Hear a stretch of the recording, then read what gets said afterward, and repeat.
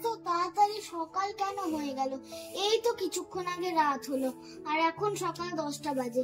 এক্ষুনি মা ওঠার জন্য রাগারাগি করছে। এত তাড়াতাড়ি কেন যে সকালটা হলো? এটা কি শুধু আমার সাথেই হয়? ধুর, আর ভালো লাগে না। এখন আমার আবার গিয়ে পড়তে বসতে হবে। এই এতগুলো সাবজেক্ট, আমি কোনটা পড়বো আমার মাথাতে কিচ্ছু আসে না। আচ্ছা, একটা টিচার তো আমাদের সব সাবজেক্ট পড়ায় না, আলাদা আলাদা সাবজেক্টের জন্য তো আলাদা আলাদা টিচার। তাহলে আমায় কেন একা সব সাবজেক্ট পড়তে হবে?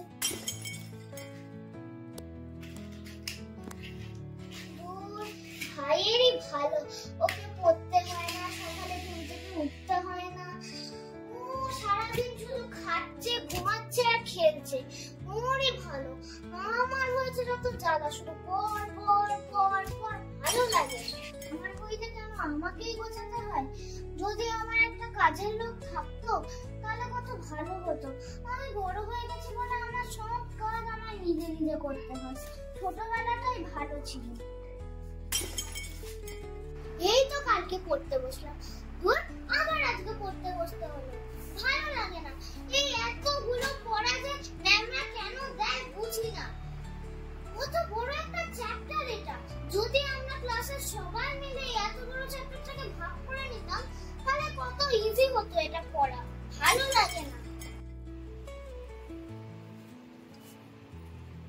পৃথিবীতে যখন ভূমিকম্প হয় তখন তাকে আর্থকোয়েক বলে, কিন্তু মার্সে যখন ভূমিকম্প হয় তখন তাকে কি বলবো আমরা? মার্সকোয়েক। সবাই গাড়ি কিনছে, শুধু আমার বাবার কাছেই গাড়ি নেই। আমার সারা জীবনটা মনে হয় ওলা উবেরে চড়েই থাকতে হবে। আচ্ছা, আমাদের দেশের পপুলেশন 130 করোড়।